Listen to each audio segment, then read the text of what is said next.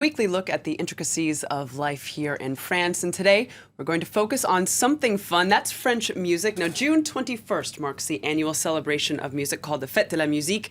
For more on that, we've got Florence VILLEMINOT. That's right, Molly. Tuesday, June 21st marks the summer solstice, the longest day of the year, and the Fête de la Musique. If ever you've been in France on June 21st, well, you've probably noticed it. It's pretty fun, as you can see in these images here. It's a major celebration that takes place across the country, and to put it simply, there's music everywhere. As you can see here, you have official concerts organized by professionals, of course, but you also have spontaneous concerts organized by total amateurs. It's the only day of the year when anybody can put on a concert anywhere. It's really cool. It's a celebration of the universal language of music, and French people, they love it, as you can imagine. Let's take a listen.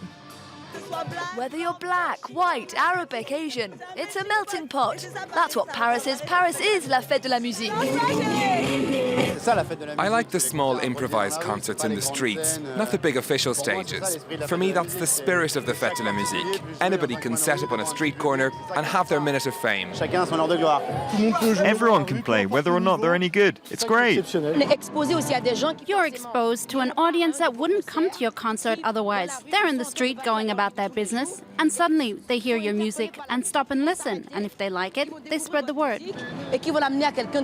All right, well, Flo, there certainly is something for everyone on That's this right. day. You can hear just about every kind of music on the 21st of June. You have blues, jazz, hard rock, pop, classic, opera, gospel, you name it, you've got it at the celebration. Must be said, though, as fun as it can be, some people hate the Fête de la Musique. They think that it's just a bunch of noise and drunk people in the streets. It can get a little out of hand at times, kind of like, a rave party or something. But it's really fun, I find. And as I said, you just step out of your door and you can see a pretty good concert, maybe someone who's going to become famous one day. Indeed, and the Fête de la Musique, it's been around for quite some time now, and it's also spreading around the world. It's now celebrated in hundreds of other countries. That's right. Now, the first Fête de la Musique took place in 1982, and it's the brainchild of a man named Jacques Lang. He's a famous socialist politician here, and at the time he was Minister of Culture. Now, since then, he's become an ambassador for the Fête de la Musique, exporting it around the world. Let's listen to what he thinks about the Fête de la Musique. The Fête de la Musique has become part of our collective heritage in France and abroad. It's a celebration of peace and friendship at the beginning of the wonderful season that is summer. It's the season of light, love, new discoveries and encounters. Culture can change the world, and it should change our lives. And that they're the event's founder. Now, Flo, France is known, besides for its cinema, also then for its music. Now, the music scene is very strong and vibrant today, but it's also protected by law. That's right. Now, we've already talked about some of this in French Connections. You have, the French cultural exception, the state's intervention to promote and protect French culture. We've also talked about the intention to protect the French language from especially the invasion of English language. And all that is very true for French music. For example, ever since 1994, 40% of songs played on the radio must be francophone songs, so songs sung in the French language. The idea is to provide a rampart against the invasion of Anglo-Saxon pop music, and many French musicians love these quotas because it gives them a lot of airtime, as you can imagine. But what's interesting is this quota system has actually recently come under fire from radio stations themselves. They say the quotas are actually ill-adapted